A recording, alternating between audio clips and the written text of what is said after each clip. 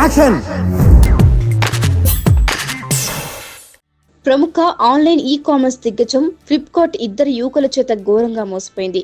5, 10, 100 కాదు, ఏకంగా 1.05 కోట్లను మోసపోయింది. ఇంతకీ ఆ ఇద్దరు ఎలా ఫ్లిప్కార్ట్ ను మోసం చేశారో తెలుసా? మధ్యప్రదేశ్ కు చెందిన రాహుల్ మీనా, ధర్మాజ్ మీనా ఫ్లిప్కార్ట్లలో ఖరీదైన ఫోన్లను ఆర్డర్ చేశారు. తీరా అవి వచ్చాక ఫోన్లను తీసుకుని ఖాళీ బాక్సులు వచ్చాయని కంపెనీకి ఫిర్యాదు చేస్తూ కంపెనీ నుండి తిరిగి డబ్బులు తీసుకుంటూ వస్తున్నారు. ఇలా వేరు ఐడి ప్రూఫ్లు పెట్టి వేరు అడ్రస్లు పెడుతూ ఏడాదిన్నరగా ఫ్లిప్కార్ట్ ను మోసం చేస్తూ వస్తున్నారు. ఇలా ఎందుకు జరుగుతుందని ఆరా తీయగా అడ్రస్ ప్రూఫ్, ఐడీలు వేరుగా ఉన్న అకౌంట్ నెంబర్ మాత్రం ఒకటే కావడంతో వీరి మోసాన్ని ఫ్లిప్కార్ట్ కనిపెట్టింది.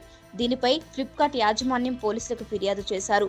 దీంతో దర్యాప్తు చేపట్టిన పోలీసులు నిందితులిద్దరిని అదుపులోకి తీసుకున్నారు. వారి దగ్గర నుండి ఖరీదైన మొబైల్ స్వాధీనం చేసుకుని వారిని విచారించగా ఆ డబ్బుతో వాహనాలు కొనుగోలు, విలాసవంతమైన జీవనం సాగించారని పోలీసులు తెలిపారు.